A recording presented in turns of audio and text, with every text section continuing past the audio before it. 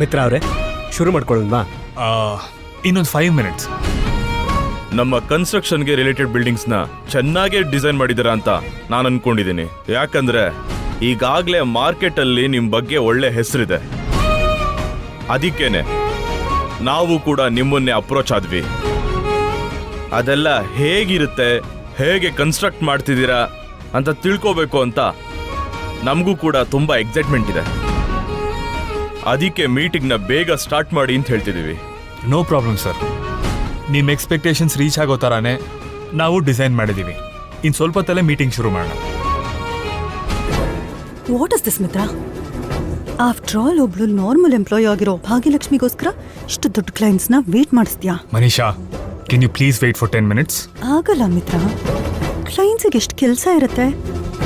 ಅವ್ರ ಬ್ಯುಸಿ ಶೆಡ್ಯೂಲಲ್ಲಿ every minute ಎಷ್ಟು ವ್ಯಾಲ್ಯೂಬಲ್ ಅಂತ ಗೊತ್ತಿದ್ರು ಕೂಡ ಭಾಗ್ಯಲಕ್ಷ್ಮಿಗೋಸ್ಕರ ಇವರನ್ನ ವೇಟ್ ಮಾಡಿಸೋದು ಅರ್ಥ ಇಲ್ಲ ಅನ್ನಿಸ್ತಿದೆ. ಮನೀಷಾ, ಇವ್ರ ಪ್ರಾಜೆಕ್ಟ್ಗೆ ಸಂಬಂಧಪಟ್ಟಿರೋ ಎಲ್ಲ ಡೀಟೇಲ್ಸ್ ಭಾಗ್ಯಲಕ್ಷ್ಮಿ ಹತ್ರ ಇದೆ. ಮೊದಲಿಂದನೂ ಭಾಗ್ಯಲಕ್ಷ್ಮಿನೇ ಈ ಪ್ರಾಜೆಕ್ಟ್ನ ಹ್ಯಾಂಡಲ್ ಮಾಡ್ತಿರೋದು. ಅವಳು ಎಕ್ಸ್ಪ್ಲೈನ್ ಮಾಡೋದೇ ಸರಿ. ಅದಕ್ಕೋಸ್ಕರ ವೆಯ್ಟ್ ಮಾಡಬೇಕು ಅಷ್ಟೇ. ನೀನು ಆಲ್ರೆಡಿ ಕಾಲ್ ಮಾಡಿದೆ, ಬೇಗ ಬಾ ಅಂತ ಕೂಡ ಹೇಳಿದೆ. ಆದರೂ ಅವಳು ಇಷ್ಟೊತ್ತಾದರೂ ಬಂದಿಲ್ಲ. ಅಂದರೆ ಅವಳು ಏನು ಅನ್ಕೊಂಡಿದ್ದಾಳೆ? ಅವಳಿಗೆ ಯಾವಾಗ ಬೇಕೋ ಅವಳು ಬರ್ಬೋದು ಅಂತನಾ? ಇಲ್ಲ ಅಂದರೆ ತನಗೋಸ್ಕರ ಎಷ್ಟೊತ್ತಾದರೂ ವೇಟ್ ಮಾಡ್ತಾರೆ ಅಂತ ಅನ್ಕೊಂಡಿದ್ದಾಳ? ಮನೀಷಾ ಪ್ಲೀಸ್, ಚಿಕ್ಕ ವಿಷಯನ ದೊಡ್ಡದು ಮಾಡಬೇಡ. Excuse me sir. ಓ ಭಾಗ್ಯಲಕ್ಷ್ಮಿ, ಪ್ಲೀಸ್ ಕಮ್. ಸರ್, ಇವರು ಭಾಗ್ಯಲಕ್ಷ್ಮಿ. ಈ ಪ್ರಾಜೆಕ್ಟಿನ ಎಲ್ಲ ಡೀಟೇಲ್ಸ್ನ ಇವರೇ ಎಕ್ಸ್ಪ್ಲೇನ್ ಮಾಡ್ತಾರೆ. ಭಾಗ್ಯಲಕ್ಷ್ಮಿ, ಈ ಪ್ರಾಜೆಕ್ಟ್ನ ಮುಂಚೆಯಿಂದ ನೀವೇ ಡೀಲ್ ಮಾಡ್ತಿರೋದಲ್ವಾ? ಸೊ ನೀವೇ ಇದ್ರ ಬಗ್ಗೆ ಕ್ಲೈಂಟ್ಸ್ಗೆ ಎಕ್ಸ್ಪ್ಲೇನ್ ಮಾಡಬೇಕು. ಸರ್ ನಾನು ಹೌದು ಭಾಗ್ಯಲಕ್ಷ್ಮಿ, ಇದ್ರ ಬಗ್ಗೆ ಎಲ್ಲ ಇನ್ಫಾರ್ಮೇಶನ್ ನಿಮ್ಮ ಹತ್ರ ಮಾತ್ರ ಇರೋದು. So you have to explain. Sir ಅದು ಹಾಗಲ್ಲ ಸರ್, ನನ್ಗೆ ಎಕ್ಸ್ಪ್ಲೈನ್ ಮಾಡೋಕ್ಕಾಗುತ್ತೆ ಅಂತೀರಾ? ಭಾಗ್ಯಲಕ್ಷ್ಮಿ, ಇದು ನನ್ನ ಕೈಲಾಗತ್ತಾ, ಇದನ್ನ ನಾನು ಮಾಡ್ಬೋದಾ ಅಂತ ಅನ್ಕೊಂಡ್ರೆ ಯಾರ ಕೈಲೂ ಏನು ಮಾಡೋಕ್ಕಾಗಲ್ಲ. ನಾನು ಮಾಡಬಲ್ಲೆ ಅನ್ನೋ ಒಂದು ನಂಬಿಕೆ ನಮ್ಮಲ್ಲಿದ್ರೆ ಸಾಕು, ಮಾಡ್ಬೋದು. ಇದು ನನ್ನ ಕೈಲಿ ಆಗುತ್ತೆ ಅನ್ನೋ ಧೈರ್ಯನ ತೋರಿಸಿದ್ರೆ ಸಾಕು. ನಮ್ಮಲ್ಲಿರೋ ಬಲ ಎಲ್ರಿಗೂ ಗೊತ್ತಾಗೋ ಹಾಗೆ ಮಾಡುತ್ತೆ. ಇಲ್ಲಿ ಯಾರು ಯಾರಿಗೂ ಕಮ್ಮಿನೂ ಅಲ್ಲ, ಚಿಕ್ಕವರೂ ಅಲ್ಲ. ನನ್ನ ಕೈಲಿ ಆಗುತ್ತೋ ಇಲ್ವೋ, ನಾನು ಹೇಳ್ತೀನೋ ಇಲ್ವೋ ಅನ್ನೋ ಅಪನಂಬಿಕೆನ ನಿಮ್ಮ ಮನಸ್ಸಲ್ಲಿ ಬರ್ದಿರೋ ಹಾಗೆ ನೋಡ್ಕೊಂಡ್ರೆ ಸಾಕು. ನಮ್ಮ ಮೇಲೆ ನಾವು ತೋರಿಸೋ ನಂಬಿಕೆ ಅದ್ಭುತಗಳನ್ನ ಮಾಡೋ ಹಾಗೆ ಮಾಡುತ್ತೆ. ನಮ್ಮ ಮೇಲೆ ನಾವು ತೋರಿಸೋ ನಂಬಿಕೆನೆ ಹೊಸ ಆತ್ಮವಿಶ್ವಾಸನ ಬೆಳೆಸುತ್ತೆ. ನಾನಿದ್ದೀನಲ್ಲ, ಮಧ್ಯದಲ್ಲಿ ಏನಾದರೂ ಪ್ರಾಬ್ಲಮ್ ಆದ್ರೆ ನಾನು ನೋಡ್ಕೋತೀನಿ, ಸರಿನಾ? Good.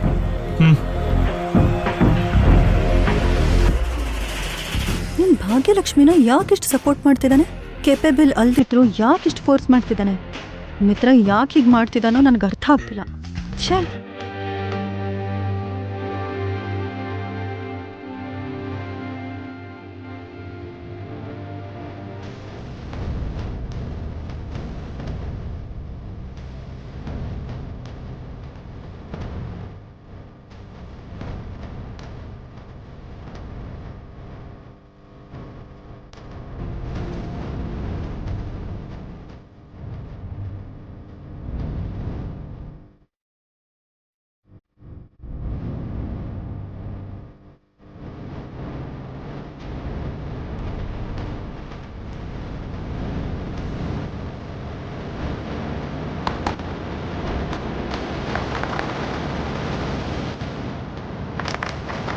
Wow, what an explanation. ನಮ್ಮ ಪ್ರಾಜೆಕ್ಟ್ ಕನ್ಸ್ಟ್ರಕ್ಷನ್ಸ್ ಎಲ್ಲ ಯಾವ ರೀತಿ ಇರಬೇಕೋ, ಹೇಗೆ ಡಿಸೈನ್ ಮಾಡಿರಬೇಕೋ ಎಲ್ಲಾನು ನಮಗೆ ಕ್ಲಿಯರ್ ಆಗಿ ಅರ್ಥ ಆಗೋ ಥರ ಹೇಳಿದ್ರಿ. ಇದರಲ್ಲಿ ನಮಗಷ್ಟು ಅನುಭವ ಇಲ್ದಿದ್ರು ನೀವು ಹೇಳೋ ರೀತಿಲಿ ಪಿನ್ ಟು ಪಿನ್ ಅರ್ಥ ಆಯ್ತು.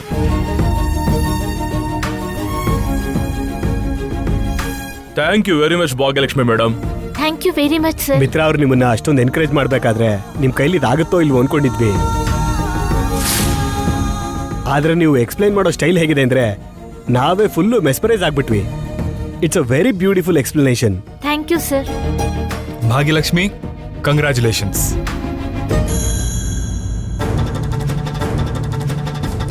ಈಗ ನಾನು ಶೇಕ್ ಹ್ಯಾಂಡ್ ಕೊಟ್ರೆ ನನ್ನ ಕೈಗಾಗಿರೋ ಗಾಯನ ಮಿತ್ರ ಅವರೋ ಮನುಷ್ಯನೋ ನೋಡ್ಬಿಟ್ರೆ ನಾನೇ ಭಾಗ್ಯ ಅಂತ ಗೊತ್ತಾಗ್ಬಿಡುತ್ತೆ.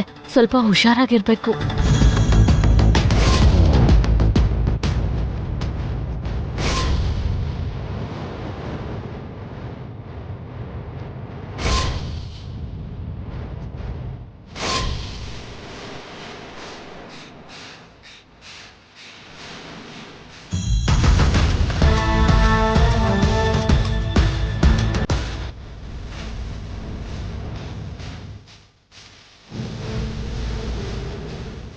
First ಮೀಟಿಂಗಲ್ಲೇ Impress ಮಾಡ್ಬಿಟ್ರಿ.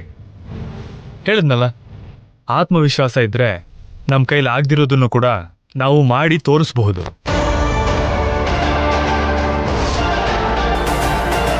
ಇವತ್ತದನ್ನ ಪ್ರೂವ್ ಮಾಡಿ ತೋರಿಸಿದ್ದೀರ. ಅನ್ಕೊಂಡ್ರೆ ಯಾವುದು ಅಸಾಧ್ಯ ಅಲ್ಲ ಅಂತ ಇವತ್ತು ಪ್ರೂವ್ ಮಾಡಿ ತೋರಿಸಿದ್ದೀರ. Congratulations. Thank you very much sir.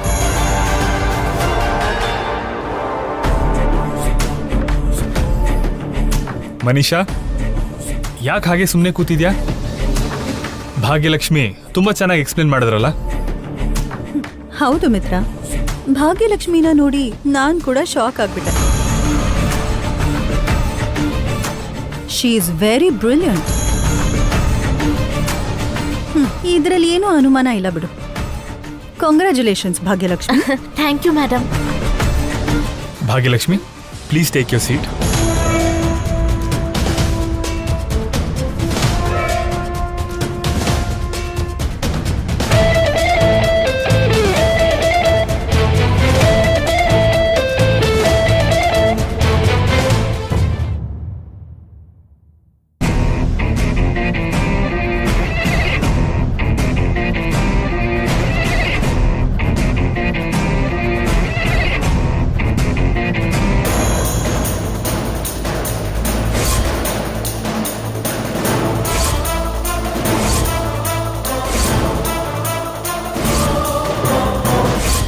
ಅರವಿಂದಕ್ಕ, ಮೈ ಮೇಲೆ ಹಾಕೊಳ್ಳೋ ಒಂದು ಹಾರಕ್ಕೋಸ್ಕರ ನನ್ ಮನ್ಸಿಗೆ ಗಾಯ ಮಾಡ್ತೀಯಾ?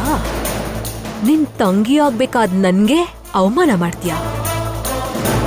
ಈ ಹಾರ ನಿನ್ ಹತ್ರ ಇಲ್ದಿದ್ ಹಾಗೆ ಮಾಡೋದೇ ನನ್ ಏಮ್. ಅದಕ್ಕೆ ಮಾಡ್ಸಿದ್ದು ಈ ಡೂಪ್ಲಿಕೇಟ್ ಕೀನ.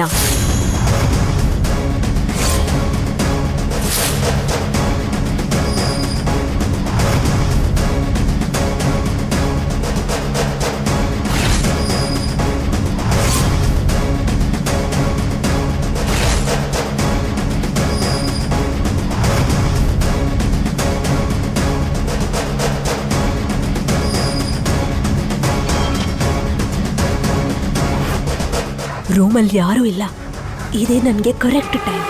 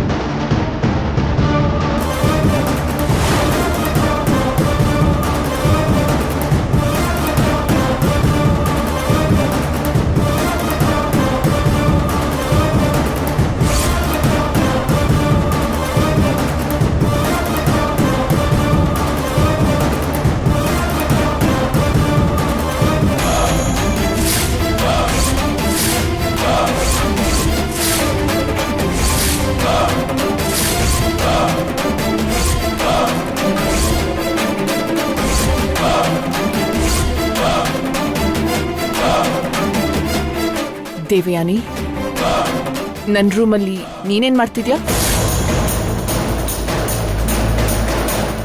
ಇಲ್ಲಿ ನಿನ್ಗೇನ್ ಕೆಲ್ಸ? ಅದೇನೂ ಇಲ್ಲ ಅಕ್ಕ, ನಿನ್ಗೋಸ್ಕರನೇ ಬಂದಿದ್ದು. ನನ್ಗೋಸ್ಕರನ? ಯಾಕೆ? ಶಾಪಿಂಗ್ ಹೋಗೋಣ ಅಂತ ಅನ್ಕೊಂಡೆ, ನೀನು ಬರ್ತೀಯ ಏನೋ ಅಂತ ಕೇಳೋಣ ಅಂತ ಬಂದೆ. ಅದೇನು, ನೀನ್ ಯಾವತ್ತೇ ಶಾಪಿಂಗ್ ಹೋದ್ರು ಮನೀಷಾ ಜೊತೆಗೆ ಹೋಗ್ತೀಯಾ ಇಲ್ಲ ಹನ್ಸಿಕಾ ಜೊತೆಗೆ ಹೋಗ್ತೀಯಾ? ಇವತ್ತೇನು ಹೊಸ್ದಾಗಿ? ನಾವಿಬ್ರು ಒಟ್ಟಿಗೆ ಶಾಪಿಂಗ್ ಮಾಡಿ ತುಂಬಾ ದಿನಗಳೇ ಆಯ್ತಲ್ಲ ಅಕ್ಕ, ಅದಕ್ಕೆ ಬರ್ತೀಯ ಏನೋ ಅಂತ. ನನ್ಗಿವಾಗ ಶಾಪಿಂಗಿಗೆ ಹೋಗೋ ಮನ್ಸಿಲ್ಲ ದೇವಯಾನಿ. ಬೇಕು ಅಂದ್ರೆ ಮನೀಷಾ ಅವ್ರು ಬಂದ್ಮೇಲೆ ಅವ್ರ ಜೊತೆಗೆ ಹೋಗ್ಬಾ. ಸರಿ ಬಿಡಕ್ಕ, ಬರ್ತೀಯೋ ಏನೋ ಅಂತ ಆಸೆ ಆಯ್ತು. ಇನ್ಯಾವಾಗ್ಲಾದ್ರೂ ಹೋಗೋಣ.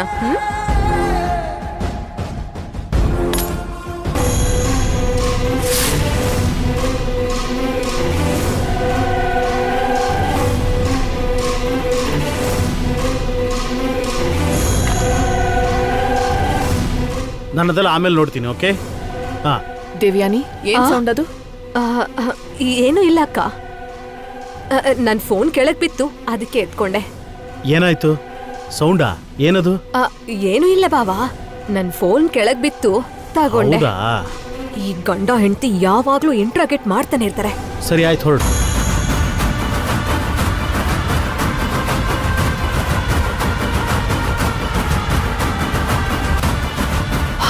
Thank god. ಅರವಿಂದಕ್ಕನ್ ಮುಂದೆ ಹುಷಾರಾಗಿರ್ಬೇಕು, ಇಲ್ದಿದ್ರೆ ನನ್ ಮೇಲೇನೆ ನನ್ಗೆ ಕಳ್ಳಿ ಅನ್ನೋ ಅಪವಾದ ಬಂದ್ರೂ ಬರ್ಬೋದು. ನಾನು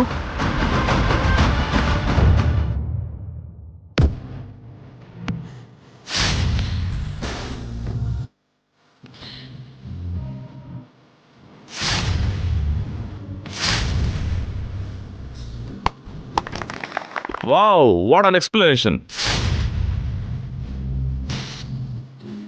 ಮಹೇಶ್, ಭಾಗ್ಯಲಕ್ಷ್ಮಿನ್ ಬರಕ್ ಹೇಳಿ.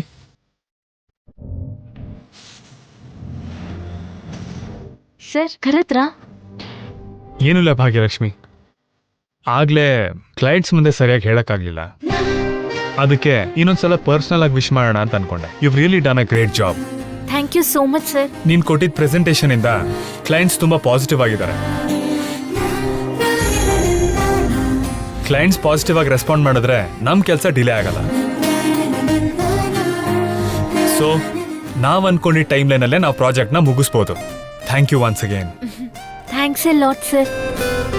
ಮಿತ್ರ, ಪ್ರೆಸೆಂಟೇಷನ್ ಬಗ್ಗೆ ತುಂಬಾ ಹೊಗಳ್ತಿದ್ಯಲ್ಲ, ಲೇಟ್ ಪ್ರೆಸೆಂಟ್ ಬಗ್ಗೆ ಏನಂತೀಯಾ? ಅಂದ್ರೆ ಲಕ್ಕಿಗೆ ಈ ಮಧ್ಯೆ ಡಿಸಿಪ್ಲಿನ್ ಕಡಿಮೆ ಆಗಿದೆ ಅನಿಸ್ತದೆ. ಕ್ಲೈಂಟ್ಸ್ ಜೊತೆ ಮೀಟಿಂಗ್ ಇದೆ ಅಂತ ಗೊತ್ತಿದ್ರು ಕೂಡ ಲೇಟಾಗಿ ಬಂದ್ಲು. ನೀನ್ ಫೋನ್ ಮಾಡಿ ಬಾ ಅಂತ ಹೇಳಿದ್ರು ಕೂಡ ವರ್ಕ್ ಆಗಿಲ್ವೇನೋ? ಏನ್ ಲಕ್ಕಿ, ನಾನ್ ಹೇಳಿದ್ ನಿಜಾನೇ ಅಲ್ವಾ? ಸ್ವಲ್ಪ ಹೊಗಳಿದ್ ಕೂಡ್ಲೇನೆ ಕಣ್ಣು ನೆತ್ತಿಗೆ ಏರಿರ್ಬೇಕೇನೋ. ಸ್ವಲ್ಪ ಕಾಂಪ್ಲಿಮೆಂಟ್ ಸಿಕ್ಕಿದ್ ಕೂಡ್ಲೆ ನಿನ್ ಕಾನ್ಫಿಡೆನ್ಸ್ ಲೆವೆಲ್ ಹೆಚ್ಚಾಗಿ ಮನುಷ್ಯರಂದ್ರೇನೆ ಲೆಕ್ಕಕ್ಕಿಲ್ಲ ಅನ್ಸತ್ತೆ. ಅಯ್ಯೋ ಅದೇನಿಲ್ಲ ಮೇಡಮ್. ನೋಡು ಲಕ್ಕಿ, ನೀನ್ ತಗ್ಗಿ ಬಗ್ಗಿ ಇರೋ ಅಷ್ಟು ದಿನ ಅಷ್ಟೇ ನಿನಗೆ ಈ ಆಫೀಸಲ್ಲಿ ಕೆಲಸ ಇರುತ್ತೆ. ಅಧಿಕಾರ ಬಂದಿದೆ ಅಂತ, ಆತ್ಮವಿಶ್ವಾಸ ಹೆಚ್ಚಾಯ್ತು ಅಂತ ಆಟಿಟ್ಯೂಡ್ ತೋರ್ಸಕ್ ಬಂದ್ರೆ ಅದೇ ಈ ಆಫೀಸಲ್ಲಿ ನಿನ್ ಲಾಸ್ಟ್ ಡೇ ಆಗಿರತ್ತೆ. Manisha, actually today is a big day. ಭಾಗ್ಯಲಕ್ಷ್ಮಿಯಿಂದ ಕ್ಲೈಂಟ್ಸ್ ತುಂಬಾ ಇಂಪ್ರೆಸ್ ಆಗಿದ್ದಾರೆ. ಅವರು ಪ್ರಾಜೆಕ್ಟ್ ನ ಬೇಗ ಮೂವ್ ಮಾಡೋದಕ್ಕೆ ಭಾಗ್ಯಲಕ್ಷ್ಮಿ ಕಾರಣ ಆಗಿದ್ದಾಳೆ. ಅವಳಿಂದ ನಡೆದಿರೋ ಒಳ್ಳೇದನ್ನ ಮರೆತು ಸ್ವಲ್ಪ ಹೊತ್ತು ಲೇಟ್ ಆಗಿ ಬಂದು ಅನ್ನೋದ್ರ ಬಗ್ಗೆ ಮಾತಾಡ್ತಿದ್ಯಲ್ಲ. ಮಿತ್ರ, ಇಲ್ಲಿ ಕ್ಲೈಂಟ್ಸ್ ನ ಎಷ್ಟು ಇಂಪ್ರೆಸ್ ಮಾಡಿದ್ಲು ಅನ್ನೋದು ಮುಖ್ಯ ಅಲ್ಲ, ಎಷ್ಟು ಡಿಸಿಪ್ಲಿನ್ ಇದೆ ಅನ್ನೋದು ಮುಖ್ಯ.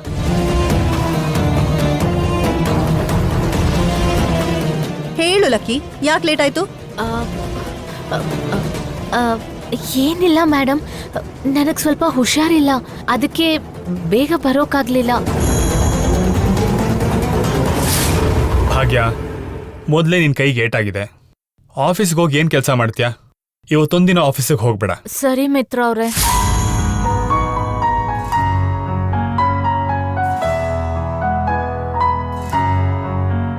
ಏನ್ ಯೋಚಿಸ್ತಿದ್ಯಾ ಮಿತ್ರ? ಭಾಗ್ಯನ್ ಕೈಗೂ ಗಾಯ ಆಗಿತ್ತಲ್ಲ ಮನೀಷಾ. ಟೈಮಿಗೆ ಟ್ಯಾಬ್ಲೆಟ್ ತಗೊಂಡ್ಲೋ ಇಲ್ವೋ, ಈಗ ಅವಳು ಹೇಗಿದ್ದಾಳೋ ಏನೋ ಅಂತ.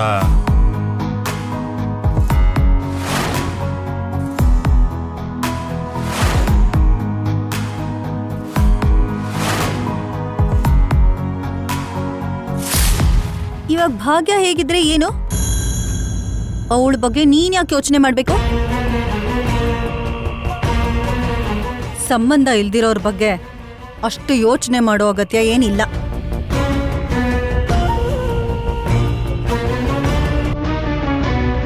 ಭಾಗ್ಯ ನಿನ್ ಜೀವನದಲ್ಲಿ ಒಂದು ಚಿಕ್ಕ ಭಾಗ ಅಷ್ಟೇ.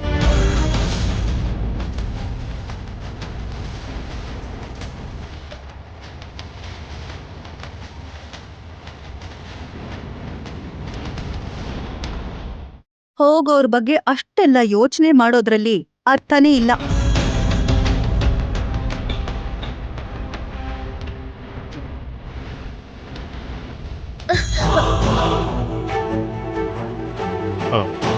ಏನಾಯ್ತು ಭಾಗ್ಯಲಕ್ಷ್ಮಿ? ಏನಿಲ್ಲ ಸರ್, ಗೊತ್ತಾಗ್ದೆ ಕೈ ತಾಗ್ಬಿಡ್ತು. ನಾನ್ ಎತ್ತಿರ್ತೀನಿ.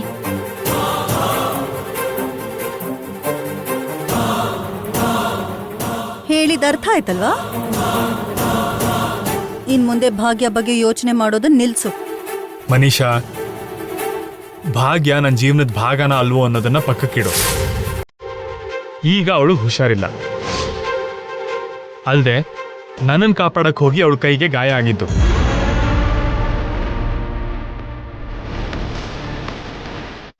ಈಗ ಕೂಡ ಅವಳ ಬಗ್ಗೆ ಯೋಚನೆ ಮಾಡಬೇಡ ಅಂದ್ರೆ ಹೇಗೆ?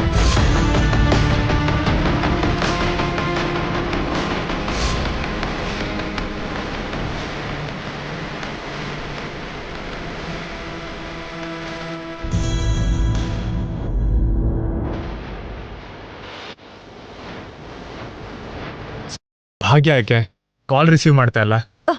ಮಿತ್ರ, ಇವಾಗ ಅಷ್ಟು ಅರ್ಜೆಂಟ್ ಆಗಿ ಭಾಗ್ಯಂಗ್ ಯಾಕೆ ಕಾಲ್ ಮಾಡ್ತಿದ್ಯಾ? ಅವಳು ಹೇಗಿದ್ದಾಳೆ ಅಂತ ಕೇಳೋದಿಕ್ಕೆ. ಮನೀಷಾ, ನನಗೇನು ಜಾಸ್ತಿ ಕೆಲಸ ಇಲ್ಲ, ನಾನು ಮನೆಗೆ ಹೋಗ್ತಿದ್ದೀನಿ, ನೀನು ಬರ್ತೀಯಾ?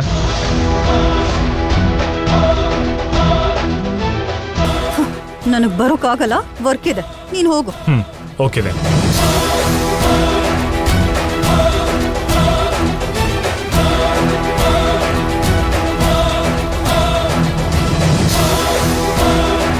ಮಿತ್ರ ಅವ್ರ ಮನೆಗೆ ಹೋದ್ರೆ ನಾನಲ್ಲಿ ಇಲ್ಲ ಅಂತ ಗೊತ್ತಾಗ್ಬಿಡುತ್ತೆ. ಎಲ್ಲಿ ಹೋಗಿದ್ದೀನಿ ಅಂತ ಪ್ರಶ್ನೆ ಕೇಳಿದ್ರೆ ನಿಜ ಗೊತ್ತಾಗ್ಬಿಡ್ಬೋದು. ನಾನು ಈಗಲೇ ಹೊರಡ್ಬೇಕು. ಲಕ್ಕಿ, ಕೂತ್ಕೋ.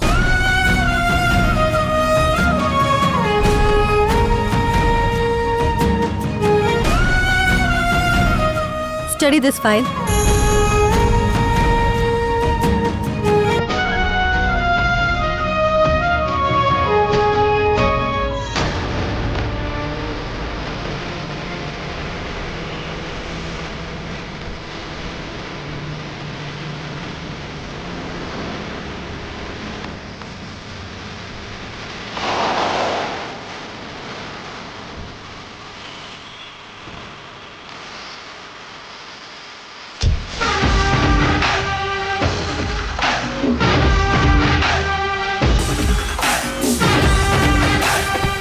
ಆನೆ ಅಂಬಾರಿ ಮೇಲೆ ಓಡಾಡೋ ಮಹಾರಾಜ ಇಲಿ ಬಿಲ್ಲದಂತ ಕೋಟೆಲಿದ್ದ ಅನ್ನೋ ಹಾಗೆ ಈ ದೇವ್ಯೋನಿ ಏನೇ ಈ ಶಾಪಿಗೆ ಹೋಗ್ತಿದ್ದಾಳೆ?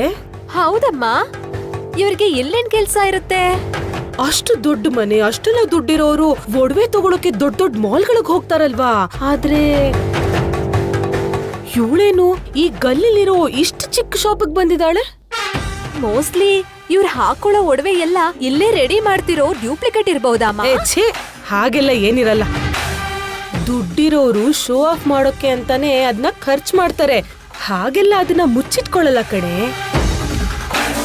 ಮತ್ತೆ ಇಲ್ಲಕ್ ಬಂದ್ರು ಅಂತೀಯಾ? ಅದನ್ನೇ ಯೋಚನೆ ಮಾಡ್ತಾ ಇದ್ದೆ. ಬಾ ನೋಡೋಣ.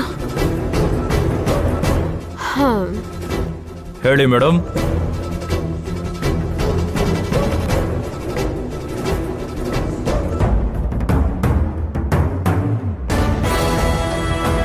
ನನ್ಗೆ ಸೇಮ್ ಹೀಗಿರೋದೆ ಒಂದು ಡ್ಯೂಪ್ಲಿಕೇಟ್ ನೆಕ್ಲೆಸ್ ಮಾಡ್ಕೊಡ್ಬೇಕು. ಇದು ತುಂಬಾ ಕಾಸ್ಟ್ಲಿ ನೆಕ್ಲೆಸ್ ಮೇಡಮ್. ವರ್ಕ್ ಕೂಡ ತುಂಬಾ ಡೀಟೇಲ್ ಆಗಿದೆ, ಖರ್ಚು ಕೂಡ ಜಾಸ್ತಿನೇ ಆಗುತ್ತೆ. ನಿಮ್ಗೆ ಬೇಕಾದಷ್ಟು ತಗೊಳ್ಳಿ, ಆದ್ರೆ ಕಲರ್ ಡಿಸೈನ್ ಏನು ಡಿಫ್ರೆಂಟ್ ಆಗಿರ್ಬಾರ್ದು.